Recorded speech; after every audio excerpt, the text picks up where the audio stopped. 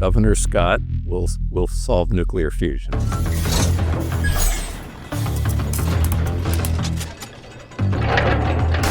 How did you find this passion for problem solving? I think it came from my dad mostly. He brought me a lawnmower when I was 10 or 11, and he said, we can make a go-kart out of it. I started working with the Department of Defense to test it for reinforcing walls and things for military bases. And I found out that the Twin Towers had been hit. About a week later, I got a call from the Department of Defense. I saw an open innovation call, and about 2 weeks later, I got a call on a Saturday from a chief technology officer at BP Oil, and he said, what the heck did you come up with? I was free from that same old institutionalized thinking that they were stuck in. This is the best time in the world in history to be a learner because you can find anything. Do you know what the safest form of energy is?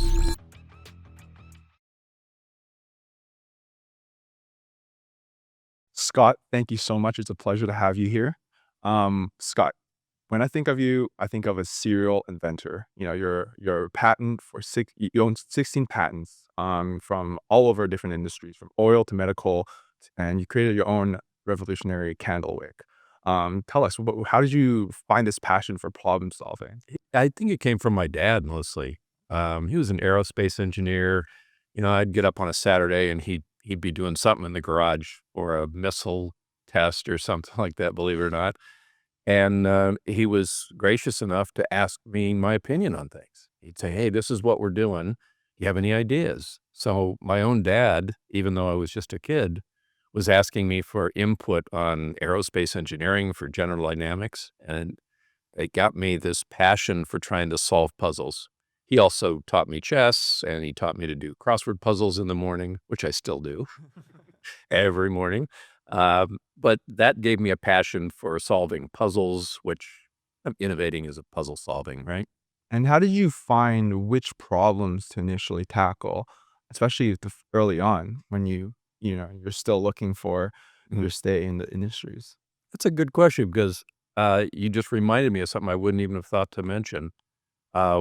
He brought me a lawnmower when I was 10 or 11, and he said, we can make a go-kart out of it. So we took this lawnmower and we built a go-kart out of it, but it didn't go very fast. And I said, Dad, can't we put something in it to make it go faster, like shift gears or something? He said, well, that's not that easy. And he said that Henry Ford had tried to make an infinitely variable transmission, and Henry Ford said it was impossible. He couldn't figure it out. And so literally for decades, that's been bugging me. And I keep thinking about it and think, there's got to be a solution to it. And I built one, and I brought it to FAU for one of the events. It's not perfect, but it's a big step towards that solution. And someday I'm going to figure it out completely. When you're thinking about growing up like that, right? People today talk about like American dynamism, like in A16Z, Andreessen Horowitz's like request for startups for 2025, and I think Y Combinator's as well. Y Combinator's was request for government startups. Number one request for startups was in the government sector. Andreessen Horowitz's number one request for startups was in American dynamism. People see that right now there's a return a bit to people that are interested in creating companies that are related to defense tech. And, perhaps we're going to hit a new generation of people who have fathers or people themselves that will be spending Saturdays in the lab. And by the lab, I mean their personal garages. But that wasn't the case very recently. I think that this is a very hyper new phenomenon. What do you think has changed as an inventor yourself who has, lived through different eras? What do you think has changed in the cultural zeitgeist over time? In terms of innovation Yeah, and where people yeah. focus, I think there's a real focus on SaaS and IT, and very little on mechanics and physical solutions and chemistry, at least compared to all the startups in the software industry. So I think that's going to shift. Why do you think that is, though? Why do you think that we spent so much time in the SaaS focused era? I think it's a low cost startup. It can scale rapidly. You don't need to build factories or put a lot into it. And it's something that somebody can do on their own. They don't need a big team and they can be self-taught. And so if you're thinking about how that relates to being an inventor, right? What are some of the barriers to entry, do you think, that has led to people not really pursuing hardware or making their own patents like you have over your career? I don't know if there's less attention on innovation. I think that there's a focus on IT and programming and apps more than other areas.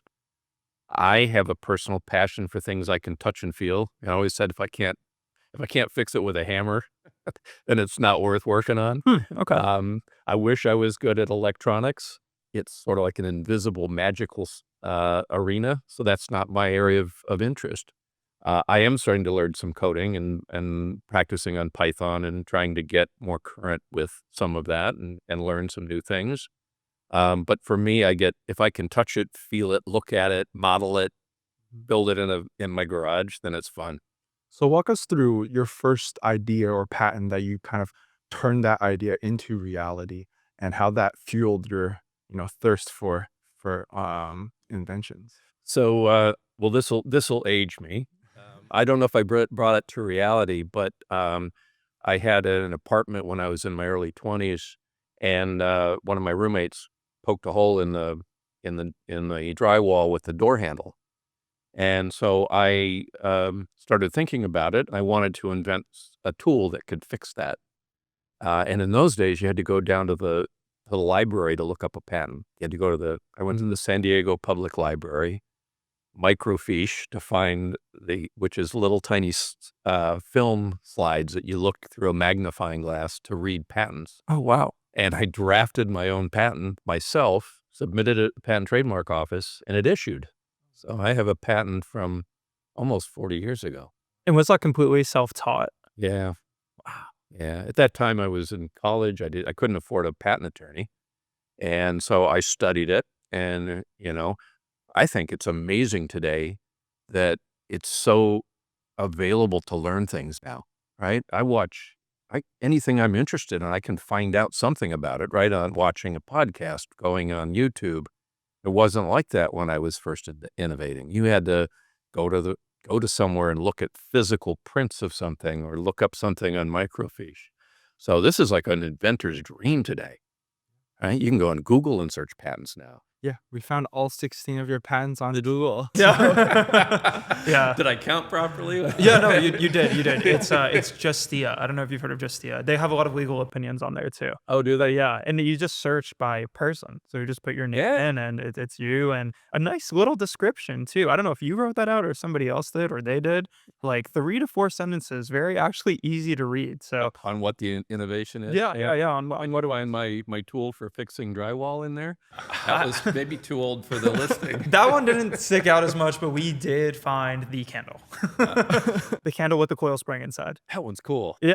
That's really cool. So what are some initial challenges, especially early ideas that you had that, especially when being an inventor yourself, that you had to overcome? Well, I think it's still a struggle, and that is that um, I tend to be more interested in something that's a puzzle or that's difficult to solve, and not pay so much attention to its marketability, right?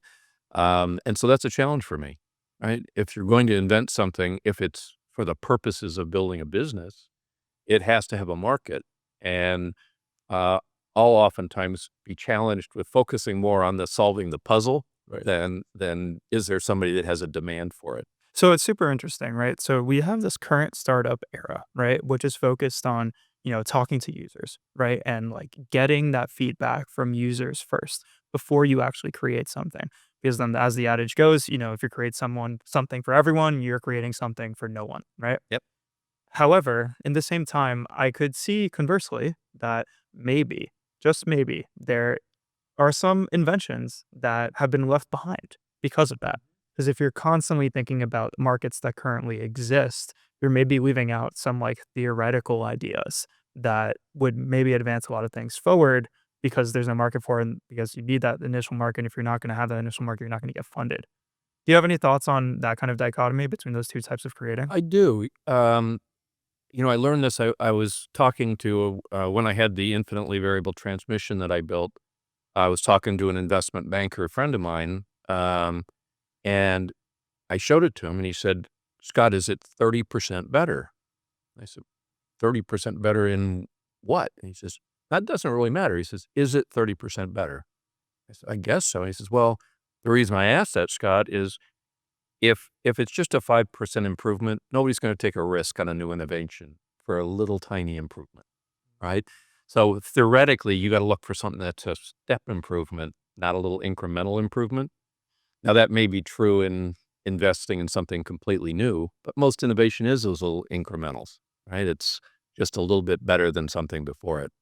That bores me, but I probably should focus more on that in my life. Well, the category changers are the ones that really make a difference, right? Yeah. Like, we do look at Elon, for example, right? Like, SpaceX was laughed out of rooms, like that, like creating a private space company to effectively compete with NASA and also supplement their capabilities. Nobody would have thought that that's possible, right? Yeah. And look at, that conviction led to where we are now, which is, truly potentially having those rockets maybe get us to Mars one day. And it's a Yeah. significant amount of time, right? And yeah, I mean, if I was you, looking at your career, I'm actually inspired to perhaps not follow this traditional, path that is maybe easy to get VC funding for and, have your financial dreams come true, but maybe it does not actually have the impact that you want it to have because it also maybe just like gets rid of the curiosity. It just like gets rid of that like fun element of wait, let me like tinker with something on a Saturday afternoon and see what happens. Cause if you're constantly building for a specific purpose, you kind of lose that background of, hey, what could happen here? Yeah, I was, working with, UC Irvine, University of California, Irvine, and they were doing some testing for some of my innovations, and, the professor there asked me to to speak to the other students, in his department, about and I didn't end up doing it because we just got distracted with other things, but he said, "Engineers are taught all of the proven things out there, and there needs to be a course for engineers that's how do I innovate in engineering? Right? How do I take the pool of knowledge and seek something new or challenge what's already expected and accepted out there?" So I agree with you. I think there's a need for encouraging and pushing and teaching people how to think outside of the same old institutionalized thinking that all engineers tend to get stuck in, right? You're with a big company and all you think of is how do I get a little bit better performance out of something instead of a completely new way of doing it. I've got an example for you. So, if you were the CEO of Whirlpool and you went to one of your engineers and said, "Hey, we want a clothes dryer Yeah. that's better," right? You'd probably think of, "Oh, let's heat the air more, let's tumble it faster, let's, put more holes in the tumbler." If you really think about it, you gotta look at what the essence of that innovation is. The essence is a moving of a molecule. And how do I move a molecule of water from the clothes to somewhere outside of the clothes? And now you have a whole lot of options available to you. You can do freeze drying where you put it in a vacuum and it boils off the water at a lower temperature. You can do it by spinning it at high enough speeds where it literally dries it from centrifugal force.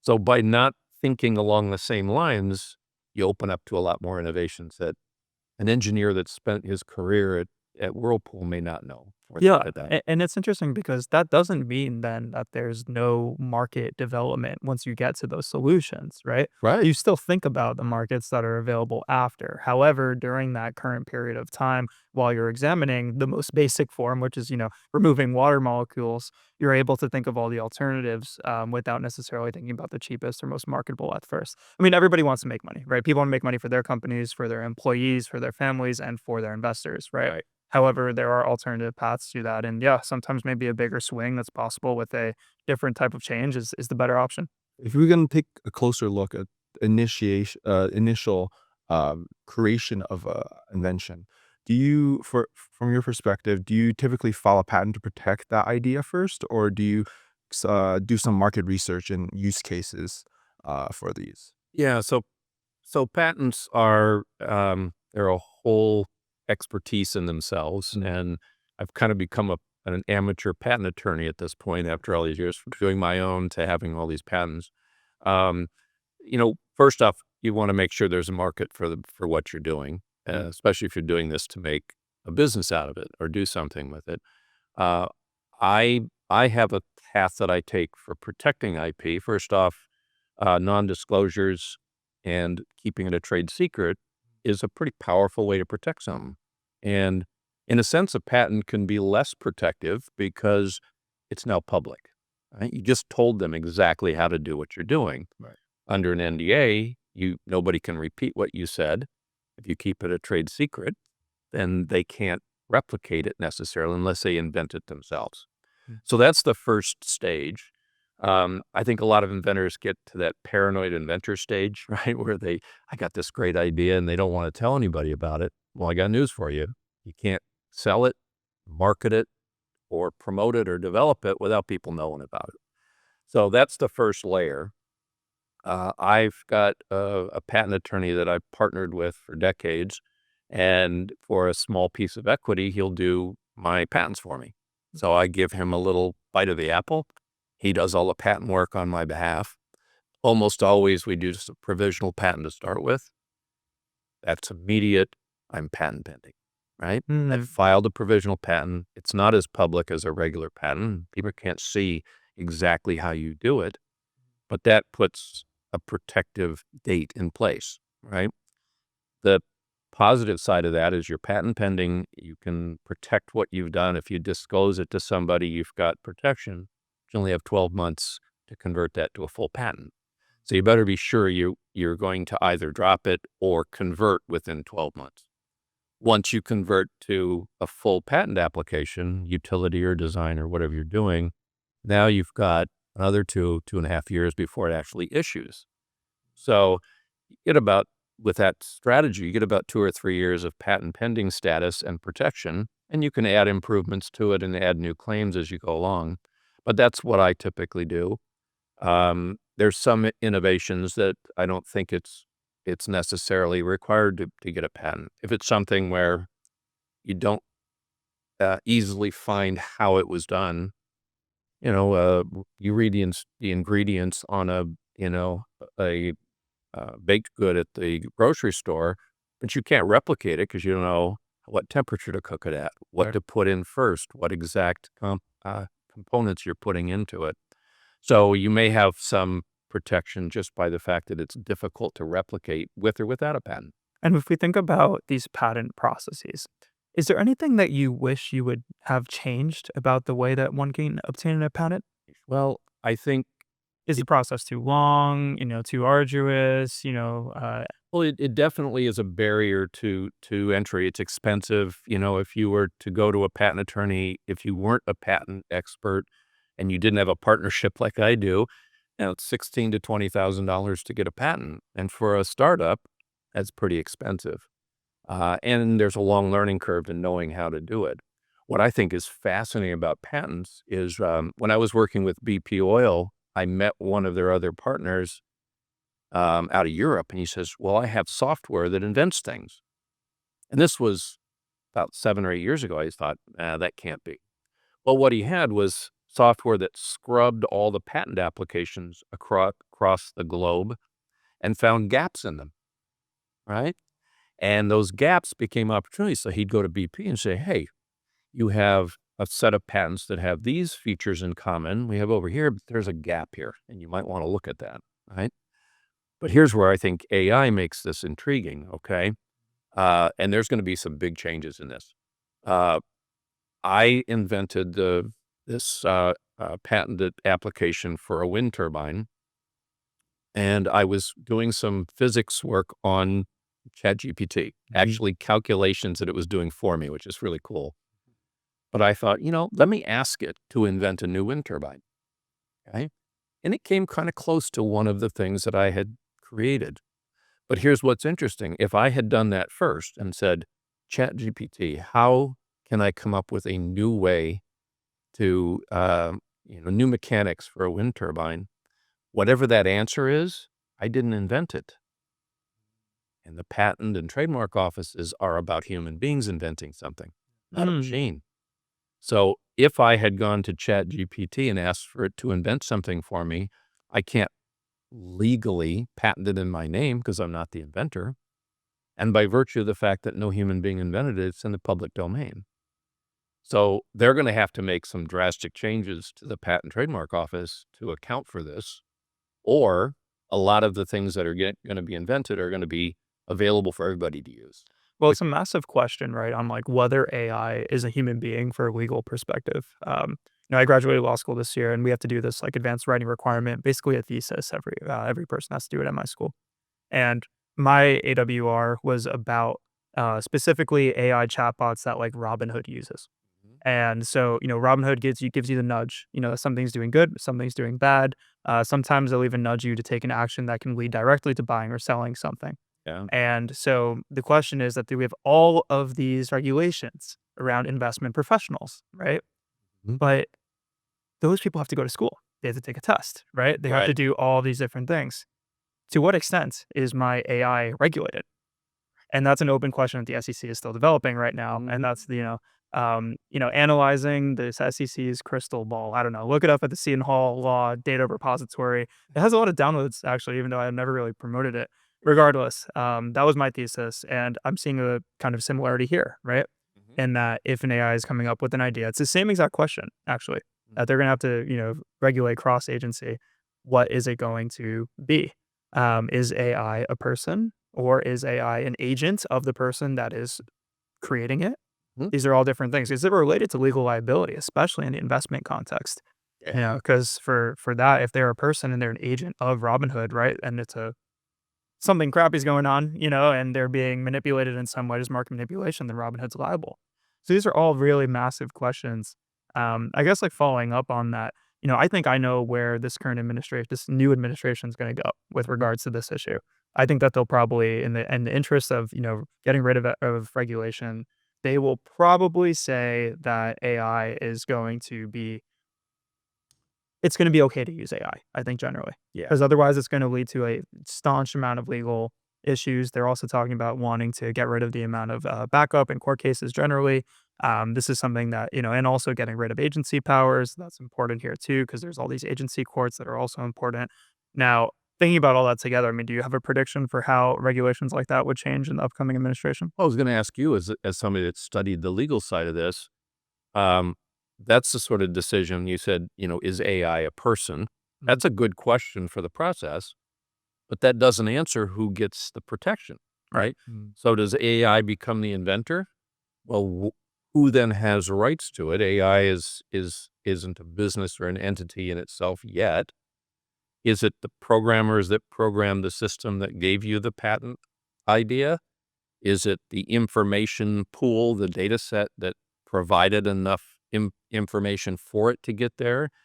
Is it the prompter who asked the questions, right? So I think this is intriguing. And you're right. Uh, I heard people when this first came out a couple of years ago saying, well, students are now using it to write papers and we got to figure out how to know if they're doing it. To me, we got to do the opposite, right? Teach them how to use it, encourage it, make it part of the curriculum. It's a tool, right? It's something that everybody needs to know how to use. Yeah, and prompting is like a great tool to learn in and of itself because it extends the boundaries of what you could possibly learn, right? I mean, it's interesting because you started this conversation by you saying you went to the San Diego library and used that microscope thing, which honestly I'd never heard of it. Had you ever heard of it? You never heard of Maxine? No. Oh, thanks for aging me. For So we started there, right? And that was the level that you needed to get a very basic piece of information. Now it's like and then we have the middle area, Google the information, which we talked about with seeing your patents. And now we're at the future, which is not just having that information, but reasoning with it.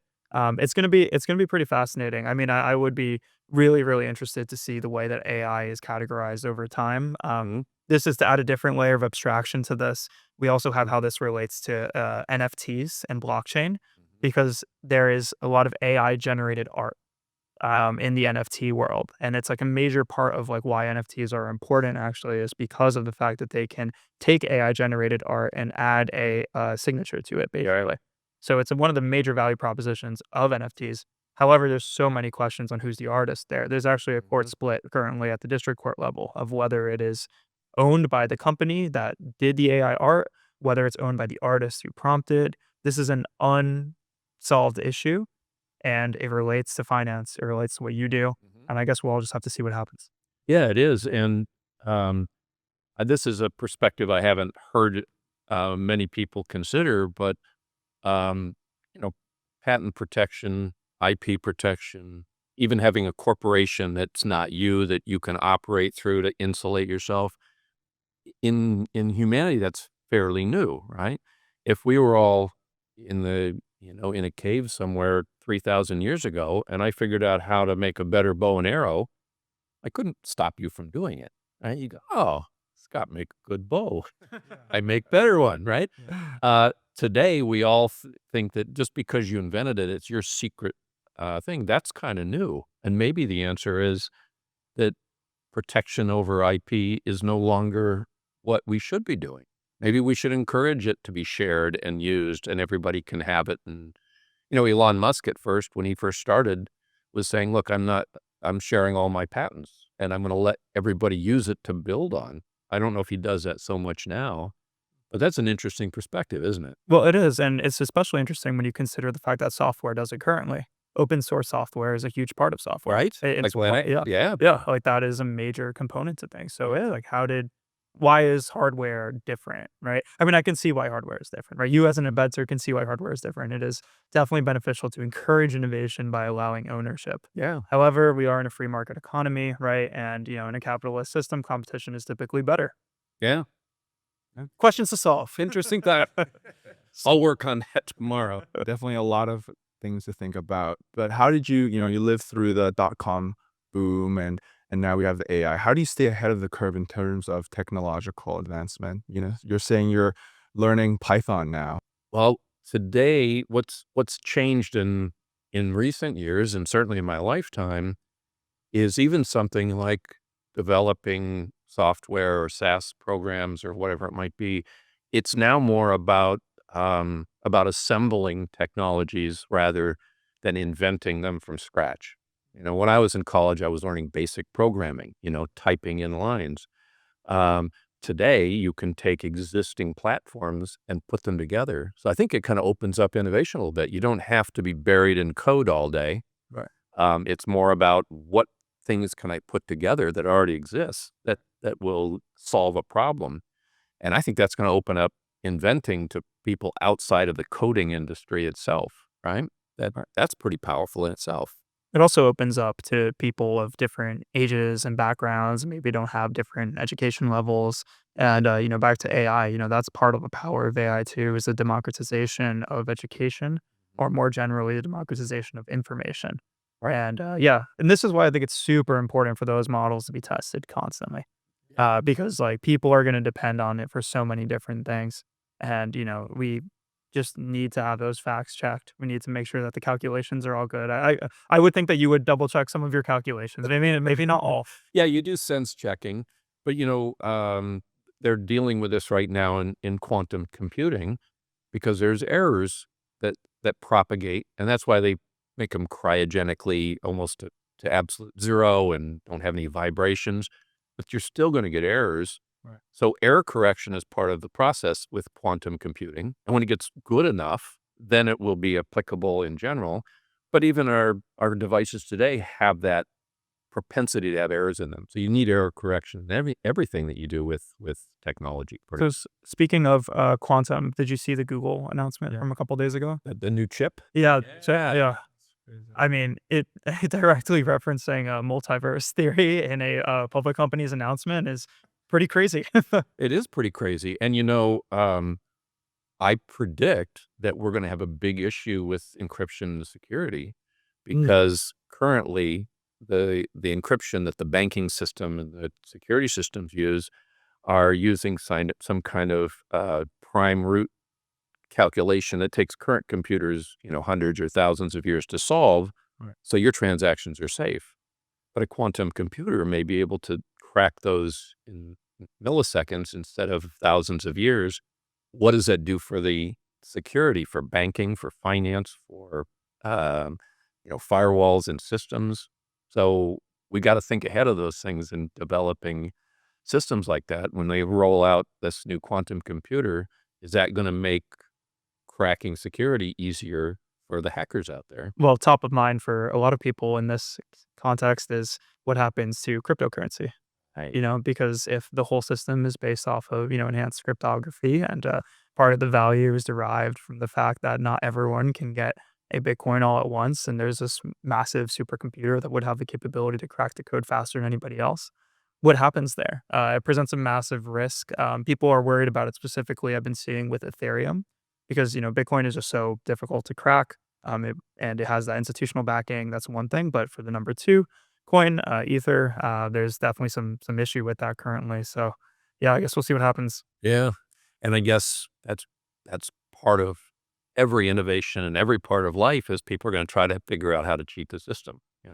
If we had paper money, people will counterfeit, Yeah, right? When you have, metal coins, people could replicate those and fill them with lead instead of gold or whatever it might be. So I guess that's just part of the evolution of the technology is the challenges change, at least what they are changes. The general concept is someone is going to try to figure out a way around it. Right. But that's going to challenge more innovation. yeah, and I think you think about this like blue sky kind of concept of development as well. It's interesting too because you have to think about it like what exactly was Google developing the Willow chip for? I'm not sure. I don't know. I don't think though it was probably for cryptography or to create a massive stain on the cryptocurrency ecosystem, right? But this is what happens when you try to go for bigger ideas, and you can see what happens out of it. I guess Sundar Pichai might have a massive impact on the Web3 space if he wants to. And, maybe if that's a patentable technology, maybe is that protectable in any Well, way?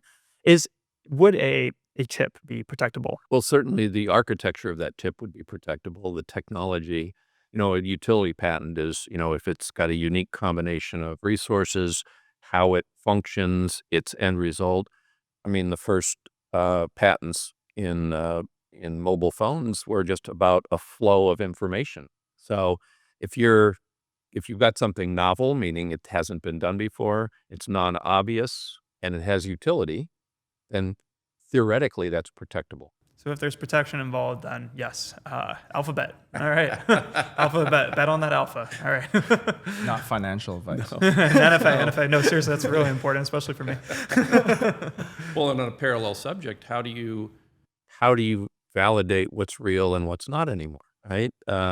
Certainly, NFTs is a process of saying, hey, this is an original, it's unique. Nobody can replicate this, but we're getting to a point where I can look at a video now, a video of a human being and say, I don't know if that's real or not, right? Doesn't that open up, in debating people about politics or facts or information, you can have people that have seen completely different sets of facts, and none of us know everything, so we're all relying on others for information. Kind of makes you understand how maybe the flat earthers can believe what they believe because they're just listening to different experts than the rest of us are. Mm. And I haven't taken a telescope and a calculator and figured out that the earth is actually round and that it rotates around the sun. I've taken the advice of experts and studied it and talked to scientists who have done it, but I'm relying on their information. So we've all got to think about that too, is what do you base the facts on and what decisions do you make and how do you get that information? Talking about changes, we want to go back into your original inventions, Linux. It was featured on Discovery Channel. We watched it. It was super Oh, you watched my interesting. Yeah. It was cool. Originally for coding for the truck bed, but you pivoted for defense, military, and used it for fortification and structural and construction. Tell us how you're able to find another use cases. Typically when you create something, you have a specific goal. That's what it's used for. Walk us through how you got to this new avenue for Linux. Yeah, so Linux is a coating that you can put on things like truck beds or industrial equipment, that sort of thing. And I started the franchise company for Linux in 2000, so right before 9/11. And I was actually working, because I'm an innovator, and I'm always looking for things, I started working with the Department of Defense to test it for reinforcing walls and things for military bases. And so I would go out in the desert of New Mexico and we blow things up and it was fun inventing, bombs and blowing stuff up and bullets and stuff. Um, well, 9/11 happened, right? And I was on my way to my offices in Line X, and that's when I found out that the Twin Towers had been hit. About a week later, I got a call from the Department of Defense. They said, "Scott, I saw that you've been doing all this work with the military. We don't know what to do to protect the Pentagon building itself after this because we got to rebuild it so that the building is safe." And I said, "Well, what's the problem?" He said, "Well, there's a Highway 27 that runs right next to the Pentagon. Even if we rebuild it, a couple 1,000-pound truck bomb will destroy the walls. We need to make it robust." Well, at that time, the solution for bomb blast mitigation was a thick concrete wall. So they said, "Well, we could put 3.5-foot thick reinforced concrete in there. It's a historic That's building. that's a lot. It was built in the 40s. It's not going to hold the weight of this. And that takes a lot of workspace out of the walls. You can't see through a 4-inch, 4-foot thick concrete wall very easily with a window." So I started to study this with the Department of Defense. This was the most um, this is the most honor I've had in a business, and the best feelings I've ever had was being called to go there. They were still digging out, they were still recovering bodies, and I walked the building, and in studying it, I said, "What are you trying to do?" "Well, we got to stop it from getting damaged." Well, what they really wanted wasn't that. They wanted to save lives, right? You can rebuild a wall. You can't save lives. What I found out was that about 80% of the death and damage in a bomb blast isn't the original bomb impact. It's the debris. It's the fragmentation. So I proposed to the government. I said, "Well, let's do a system that retains the fragments, not necessarily stops the wall from getting damaged." So I designed a system, and the material I had wasn't strong enough. So I created a composite with some layers that were really strong but didn't stretch a lot. They had, high tensile strength, and other layers that were like a trampoline that could give a little bit. And I tied it into the perimeter walls, and we ran computational analysis on it. And they said, "Wow, that would increase the protection of the building to the degree that we need." And then they said, "Okay, now go to Card Rock in DC and let's test it for burn because it can't catch on fire in a wall, right?" Well, the testing came back and they said, "Well, this would make a great fire starter. This is this is a polymer, right? It burns." Right. So then I had to go back to the drawing board and I said, "Well, what causes it to burn?" And I innovated another layer that had what's called an intumescent coating. So what happens is when it catches on fire or that something else does or it does, when you roast a marshmallow, you get that big puffy Yeah. charcoal blob, right? Yeah. It basically does that, and it keeps the oxygen away from the material so it can't burn anymore.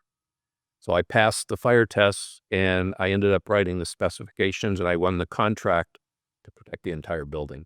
What was that process like in terms of competition? Were there others that were called on to be there as well? Yeah, there were 11 other companies that, and big ones that were competing for this. Um, I ended up getting the testing that showed it would work. And then they called me up and said, "Scott, will you come to a meeting? Because we want to talk to all of the potential vendors.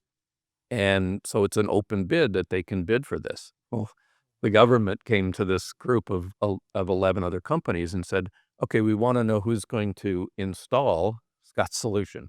So I was named as a solution and I had the only access to the patents. So it wasn't fair for the other vendors, I guess. Huh. But I ended up with a sole contract to protect the building, and um, I had fun with it. I put my business card in the wall, the Pentagon. So Aw. someday they'll find who is this dude? Well, I hope nobody finds it because then that means something's gone wrong. Not all one time, yeah, right? But if we think about like that process, I'm surprised actually that the DoD process is so collaborative. Is that normal, or is it because of because like you said, you had the patent? Yeah, it was collaborative, but it was also I had the advantage of that this was urgent. They wanted to reopen the Pentagon within 12 months on the anniversary of the bombing. So we had a lot of push to get it done quickly. So I was very fortunate. They moved faster than others. And I learned a lot. At one point they said, well, Scott, you need to write the specifications, the requirements for the building. I'd never done that before. So, I went and looked up a bunch of spec sheets and I wrote these specifications and I thought, I don't know what I'm doing, but I submitted it to the powers that be. And they called me up and said, we want to talk to you about the specs that you wrote. And I'm thinking, oh, shoot, right? Those aren't good enough. They said, is it okay if we use those as an example for other vendors? I went, hey, that's cool. They liked you. Sure. And I was like, that was my first shot at it. So I was able to write the specifications for the innovation that I created for that building, which was, gave me a nice exclusivity. And then we went on to protecting walls around military bases, federal buildings with the same technology. Did you feel pressure about, like, what could possibly go wrong here at any time? Because, you seem very sure of yourself and your inventions, and that's awesome, but, if I was you, I might feel a lot of pressure just thinking about not just the vast amount of people that you're seeking to protect, but also literally the national security of this country and thus the entire world. Did you ever think about that at all? Not until now. Thanks a lot. No, I'm not going to sleep at night. It was, to your point, the collaboration with the government, with the engineers, that made it feel more like a team effort than just me doing it. And something like this, I feel pretty confident that it's not going to harm anything. If anything, it's going to save lives. Right. Hopefully, it won't experience another blast or something going. But if it does, I feel pretty confident that it'll have a positive impact. No pun intended. Oh, Uh, The DoD reached out to you for that project, right? For people that are just trying to create their own inventions in the military and security space, how would you recommend them to go about, getting their product out there and getting some sort of projects like those? yeah, it's doing business with the government and the military is always bureaucratic and, Right. and difficult, but they actually list, needs. And so I've done that before. Where I'll just go through on their websites and see what it is that they're looking for bids for. Mhm. There's also open innovation sites, which I've gotten. That's where I found the Candlewick challenge, the BP oil challenge was going on sites like there's one called Nine Sites, which would list open innovation calls by companies. They'd say, we need this and we need this. And if you've got a good idea, you can submit it and hopefully get an opportunity. and you get paid? Can you walk through those open innovation calls that concept? I'm not too aware of it personally. Yeah. Well, BP, when I did the BP contract, that was through that venue. So I had done some innovation in, drywall repair and blast mitigation. But I saw an open innovation call on Nine Sites that said, company looking for a way to improve the integrity of oil wells. Remember when the oil wells in the Gulf flew up? Yeah. That was the Macondo accident. It was the oil well that failed. I didn't know that's what it was, but I went ahead and submitted a proposal, an idea to this open innovation call. Okay, I knew nothing about oil wells. I knew a little bit about force mitigation. That was force, right? Something happened. So I just submitted a proposal. And about 2 weeks later, I got a call on a Saturday from a chief technology officer at BP Oil. And he said, what the heck did you come up with? Um, and he said, you're one of 1,200 companies that submitted an idea. We've selected you as one of 25 finalists. Can you fly to Houston and meet with all the other finalists? And we may break you into teams and come up with something. The part that I thought was profound about this is my original submission was a terrible idea. Hmm. Once I learned about what they really needed, it was not something that would fit. But now I was in an environment with Sandia National Labs, the Army Corps of Engineers. These were all entities that had gotten to the top 25, and we were all able to talk and collaborate. And my concept was to put an expandable fire-resistant and heat-resistant foam in the oil well annulus to seal it like a gasket, right? Mhm. Well, what I didn't know is the amount of heat that's down there, right? It's very hard to find a plastic, in essence, a polymer that's going to survive the heat. But I heard an engineer from BP behind me, and he was complaining to someone. He goes, I don't know why we're doing this. He said, if we could just figure out a way to centralize the casing in the weld bore, that would solve the problem. And I heard that. I said, okay, that's profound, right? What the problem was is they put a pipe in a hole, basically, 5 miles into the earth, and then they pump concrete around it to seal it. But if the pipe's against the sides, concrete won't get in there. Yeah. So I ended up breaking into a side group with Sandia National Labs, the physics department at Berkeley, a couple other groups, and we said, okay, there's got to be a way to centralize these pipes, right? And that became the start of truly inventing. And I said things like to BP, well, how do you dig an oil well? You don't dig them, you drill them. So I was truly ignorant, right? But I was able to think outside of what they were doing. Well, I ended up winning that contract. We were I was chosen, my company was chosen as the sole provider for the solution. We were contract paid by BP to develop the prototype. We got to build full-scale units of it, bigger than this table, bigger than an SUV, and took them out in the desert of California and tested them and worked with the suppliers with BP. So that was a great project. Got paid for it, invented something cool, and then oil prices went from $140 a barrel down to 27, and they stopped all innovation. Mm. There went the brakes on my project. So I guess, like, thinking about that, like, how long does a process like that take? That was a 3-year process. 3-year process. Mhm. And when you were doing that, were you, like, solely dedicated to that, process? Part of what I'm trying to understand from you is just, like, the lifestyle of an inventor, Yeah. right? Because you have all these different things going on, right? And it's like, okay, maybe once you get the patent, it's kind of just, like, brought off to a company, there are other people involved, or in this scenario, it feels like, and in the DoD scenario for the Pentagon, it feels like those are more, like, hands-on, right? Would you say that most of the things that you do are hands-on, like BP and the DoD project?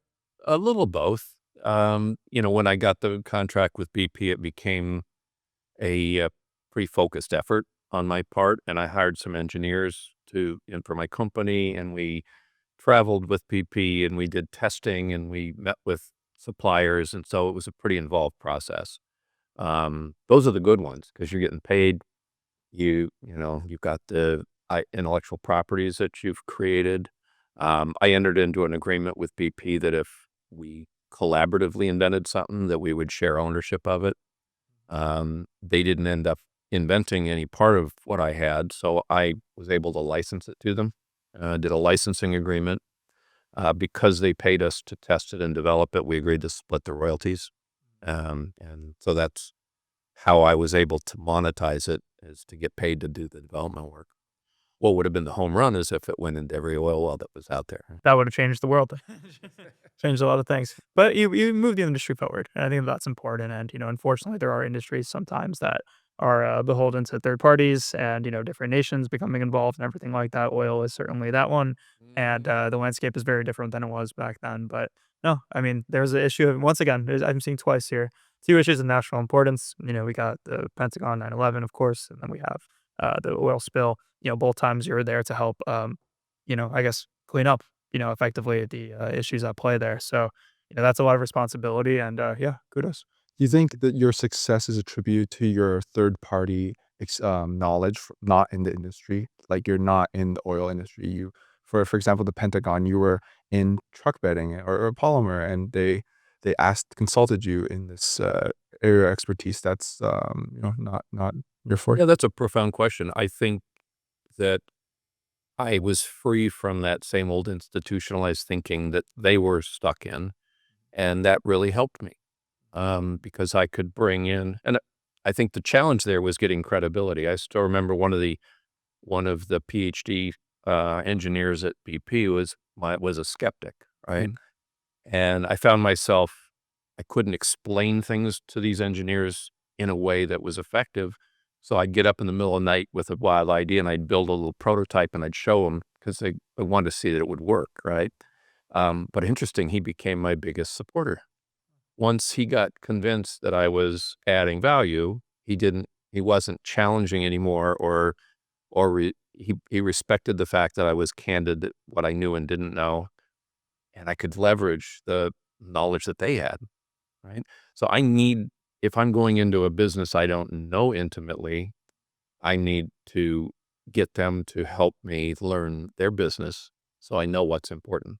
And do you think that the larger players that are currently in the defense space today, and are making waves in it, let's say like Anduril and Palantir, you referenced them before in the context of American dynamism and that kind of new cultural phenomenon. Do you think that they are experiencing something that is a bit similar with like seeing the current global moment and, addressing problems? Or is this something that you think has been, just kind of due over time? I'm not sure, and I'm not really sure how to answer that question, but I think there seems to be there was a peak in about 8 or 10 years ago in companies embracing open innovation. Historically, they were afraid of it, right? Because not invented here. I don't want, if I hear your invention and we've already worked on it, then we're going to sue you. So there was this resistance to it. It became more accepted for a while, but I'm seeing less involvement by the companies now. So I'm not seeing the big organizations I was working with as open to open innovation, as accepting of that process as much.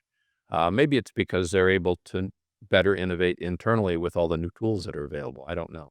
Or they're just acquiring startups at their own pace. I mean, that could be Yeah. one too.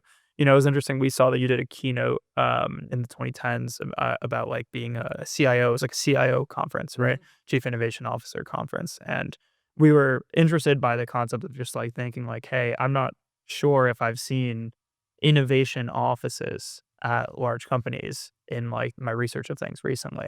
And the world's certainly gotten more innovative. There's only been more innovation. There's actually more startups and, more venture capital funding is going around.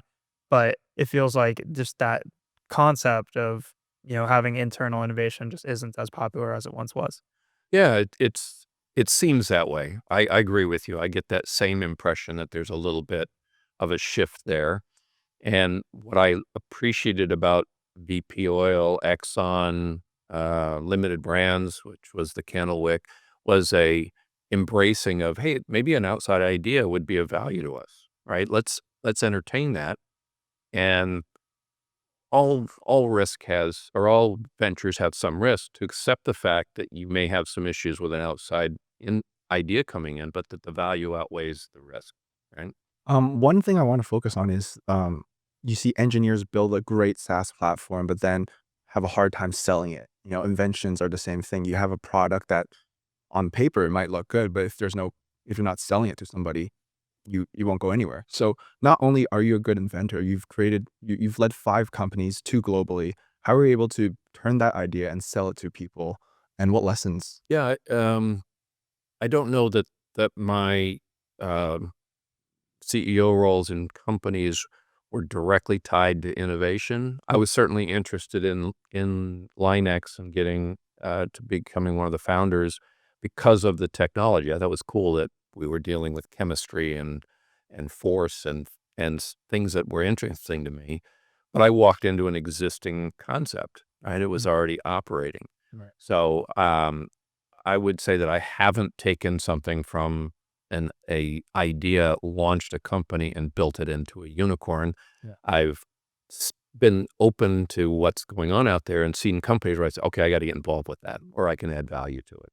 And like Elon also kind of is the same way, right? With yeah, especially with Tesla. I mean, people forget that he wasn't the original founder of Tesla. You're right. Purchased Tesla. Yeah. And so, I guess could you see and in the context of, well, even like in the context of career advice, right? Would you recommend, people that are innovators but perhaps don't have the time or capability or just don't know the process of doing both the innovation and the kind of marketing to kind of try to seek out roles where they could, kind of get in on the ground floor of something, but it is already somewhat developed?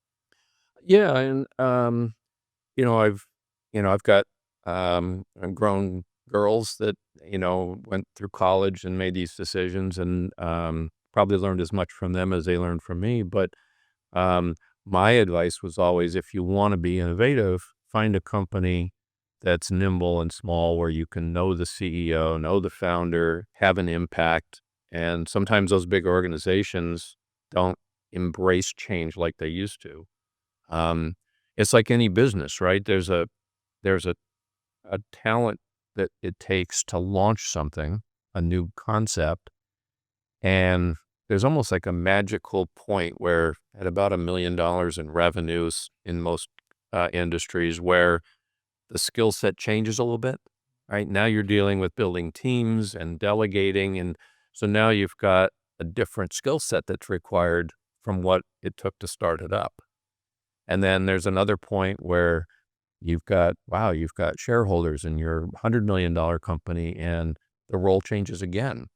And there aren't many people like an Elon Musk who can start the business and grow it. That's a difficult task, in my opinion. Yeah, there was like a study at U Chicago that said a lot of the general population of inventors are flocking towards incumbent large firms, and that's sort of monopolizing, the talent there. Oh, interesting. And then because of that, there's less in small firms, like you said, with that create more influential inventions and whatnot. And yeah, so like, why do you think this is happening? I mean, obviously the money, right? So Yeah, and you know, to give you the other side of that, I'm working with a AI developer right now who's working with some very large companies. And I said, "Oh, well, they're all going into to AI aggressively. They're hiring you, you're developing system." He says, "Yeah, but they're afraid of it. They're afraid of the liability. They don't understand it yet. And they're waiting for the smaller startups to prove it out." So I don't know how accurate that is. That's what he said his experience was, and how, if that's everywhere. But that's kind of interesting, right? That it's sometimes, for a big company, a better decision to acquire a nimble, aggressive, inventive new company than to try to do it internally and take on those risks. And we're also seeing an increase in acqui-hires. I forgot the statistic, but there has been an increase in acqui-hires recently, like meaning an acquisition where, Yeah. they're just focused on hiring them into Yeah. larger organizations. That would line up with that theory, actually. Yeah. Yeah. You roll in that inventive team into that bigger company, and you let that small company be the vanguard. In military, the vanguard is that elite group that goes in first and assesses the risks and is creative. Well, you let that company vanguard into the industry, and then you bring them your team when you're ready for them. Yeah, and that provides the company with a lot of flexibility too. Right. They could not even sometimes they could not even risk their own brand, right? They could Yeah. still apply the acquired company's brand name to things, and if it fails, it fails. It might not even destroy their reputation. And at least if it did, they would try. They would know that they tried, and I think that's Yeah. important too. Well, and even companies as inventive as ChatGPT, OpenAI has a portfolio of companies that they've invested in that are doing something different, right? And instead of trying to do it internally, they're just investing in those, watching them, and they increase their investment if things go well, and they divest if they don't. So they're able to kind of get the best of both worlds. Well, they're building an incredibly powerful ecosystem. Right. I mean, they are going to destroy so many different startups. I mean, there was that announcement last year, right, where they showed like all of the different plugins that they've created, and each plugin could have been like multiple Y Combinator startups. And people are just like, okay, whenever it's OpenAI demo day, it means that it's the startup desk day for a lot of different startups, and Yeah. it sucks, but that's just the way that they've been building it so far. This week they had the launch of Sora, which is their video editor, and I think that we're going to be able to see that that's either going to become the top player in the market with maybe a couple others, just like ChatGPT is, combined with Claude and the other ones. But we haven't even seen a competitor to Sora yet. Mm. I mean, there's Runway AI, there's a couple other ones that are popular in like the crypto or NFT space, but none of them have come close to the capability that it feels like Sora has. And they had so much demand for it.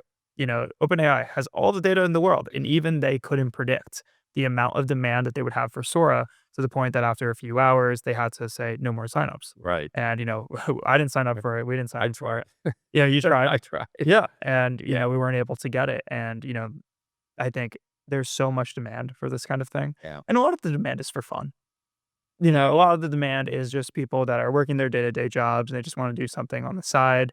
But a lot of the demand is also you're going to create a lot of jobs as well.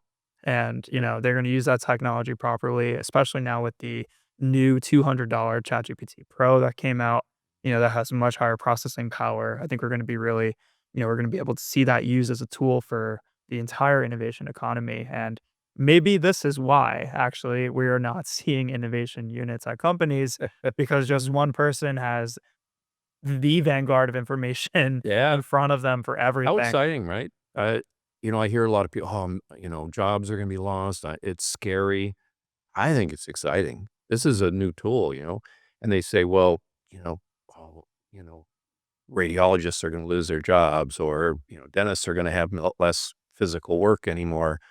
To me, that's exciting. When somebody invented the ditch digger, they didn't lament that 10 shovelers were out of business. They embraced the fact that we've got a way to do this quicker, easier, better. And I don't, everybody's excited about AI. I think very few people understand how rapidly this is growing and going to grow. I mean, it's the fastest consumer product growth of all time.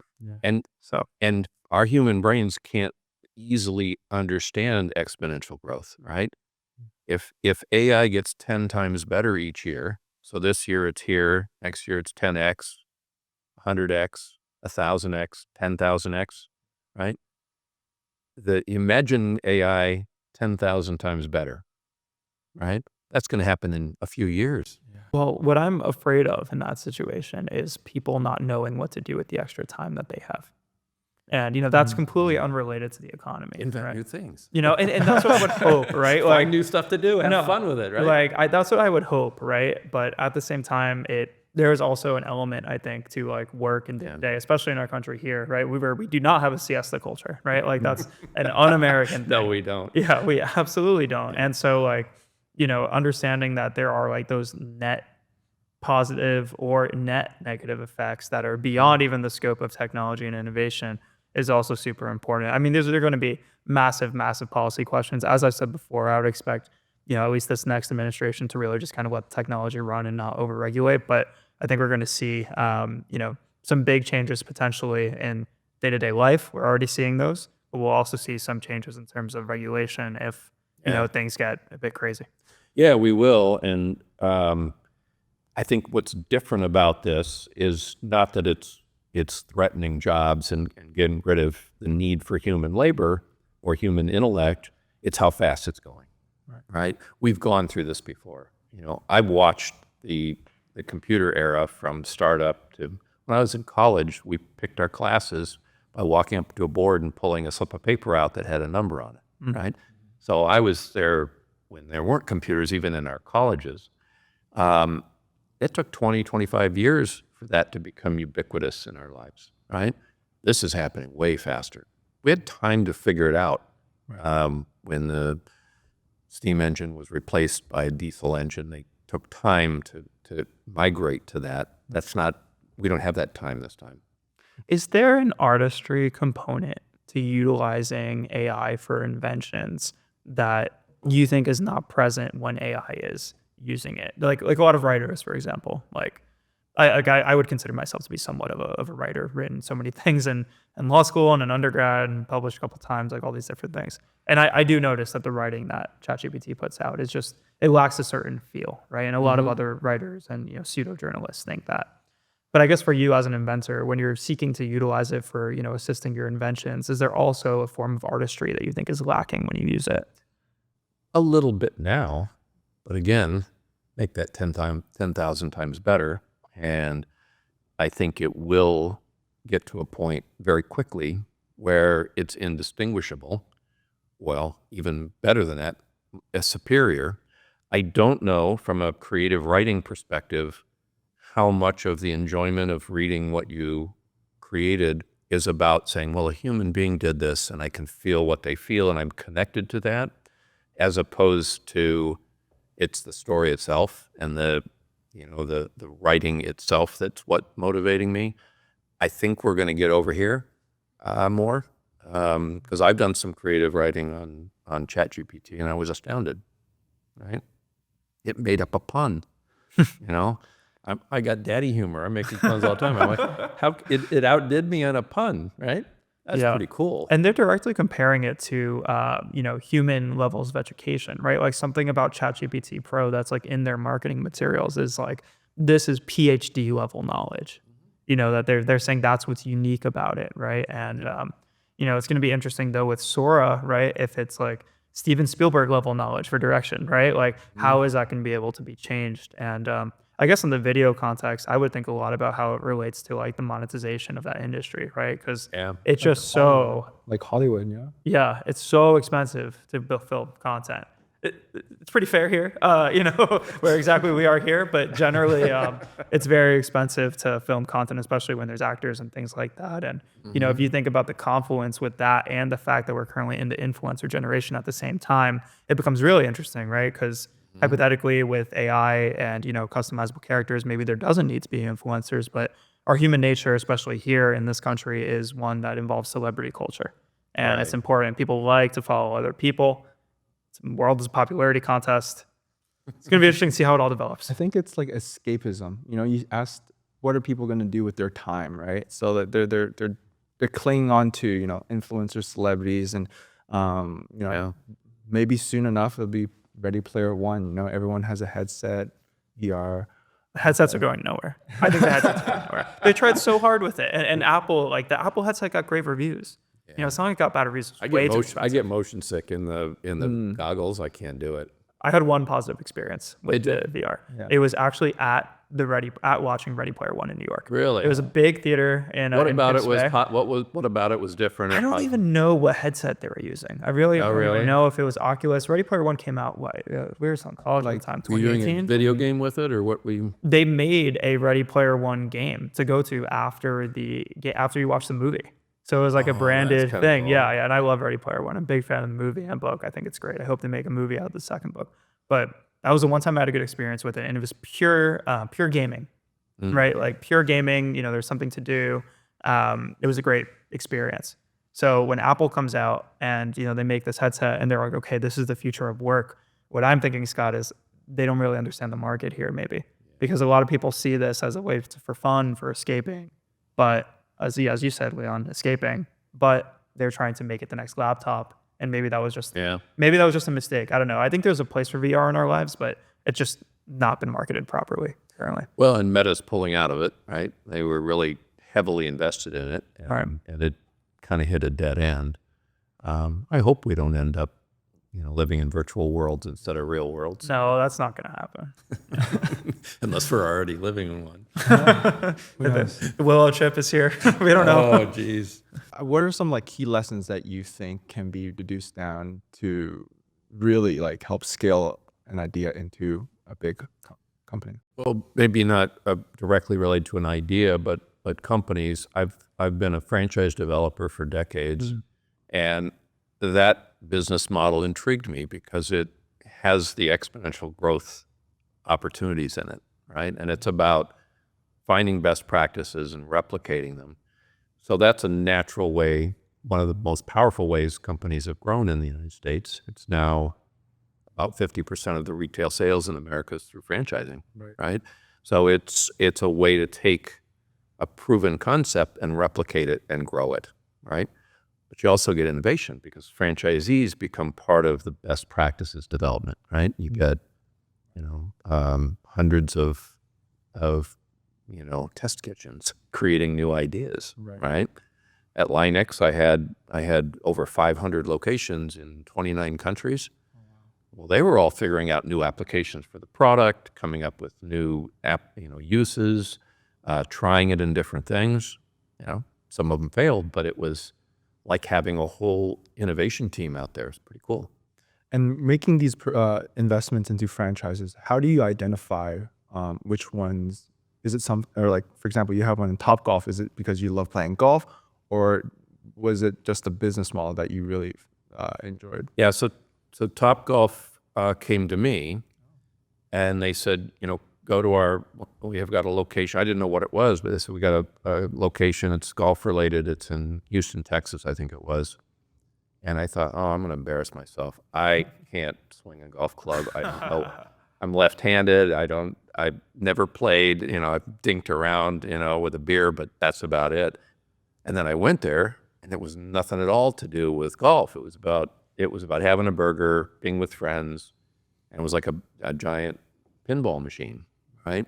So, and the technology was cool because they put unique identifiers in the balls, right? And then they could track where it went and auto score you and stuff.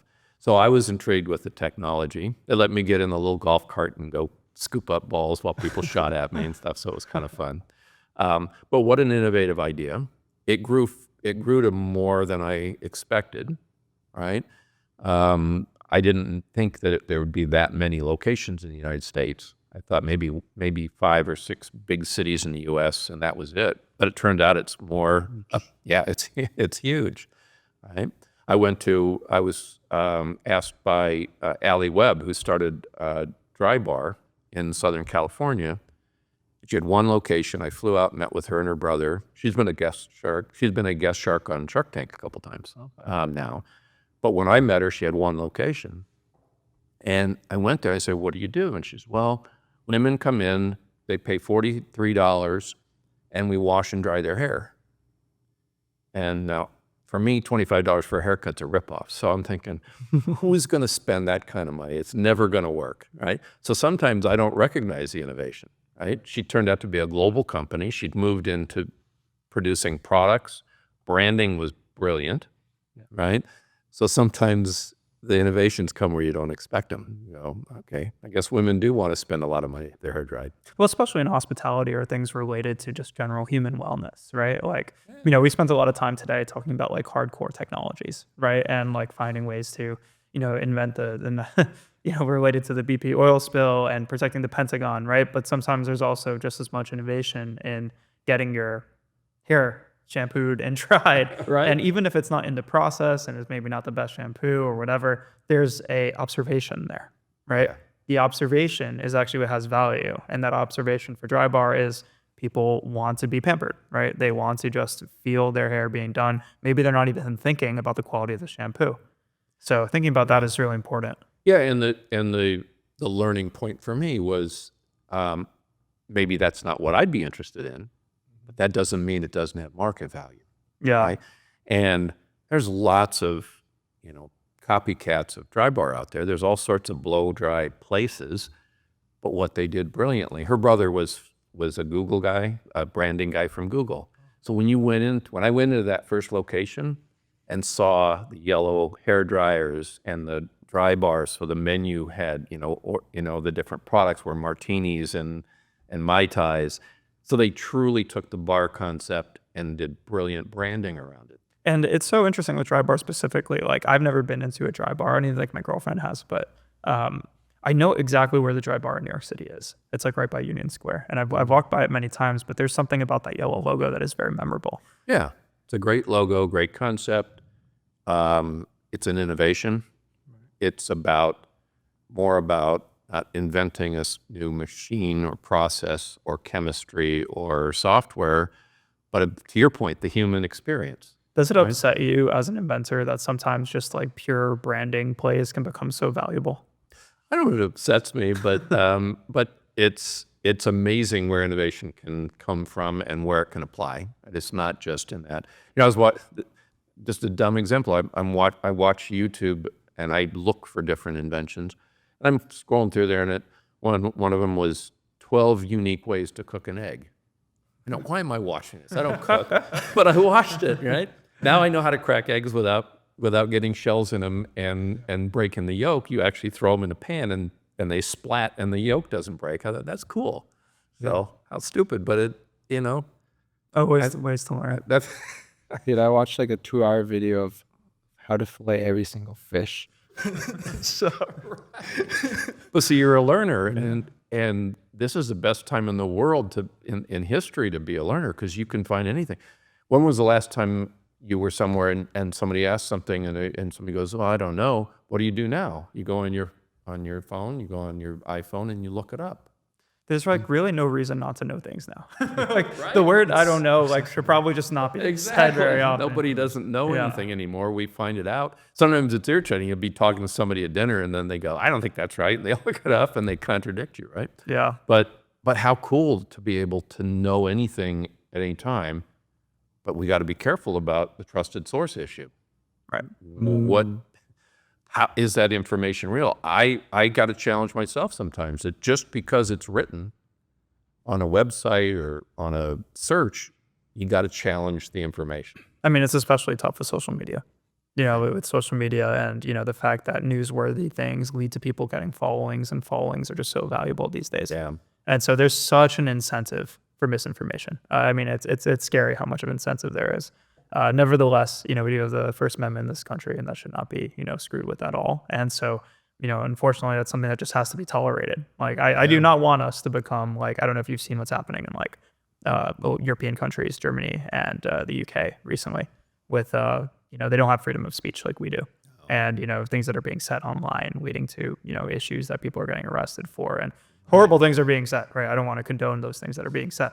But, you know, if we have the concept of, hey, there's like a truth police here, that's like pretty bad. So I think we would probably want to stay away from that generally. Yeah, and you know, we mentioned that earlier when we were talking before going on the air here, is how do you know what information is real and not real? How do you make decisions if you don't know what it is? How do you innovate if you don't even know what the real needs are or the real technology is?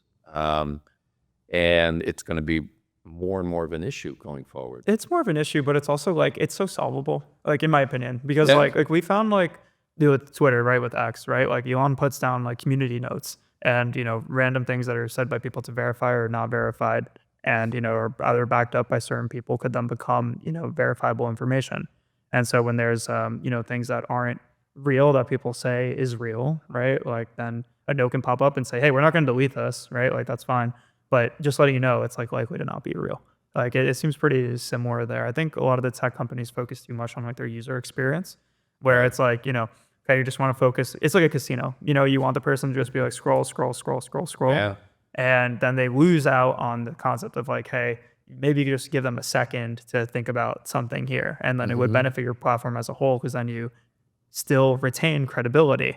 Right. You know, it's the same thing too with even like I was saying before about like the AI chatbots with relation to finance and investing. If they just provided nuanced information, right, or maybe just a couple extra sentences there, then maybe a lot of the problems that are present wouldn't be present. Yeah. Well, I'm a fan of Daniel Kahneman's work. There's a book called Thinking Slow and Fast that he wrote, and he studied decision making, and it's pretty profound how people can make what you would say would be not logical decisions, right, based on the environment. There's a real tendency for people to believe things that they hear multiple times, even if they know anything about the source or the facts. And so he did studies where he would mention somebody's name that was made up in something and then have people rate what they thought of that person, or give you a couple choices for a gamble. You know, you have a 1 in a million chance of winning this amount of money and a 50-50 chance of winning this one. That's one option. Here's another option that's a different combination. There's truly a statistical preference between those two if you look at it analytically.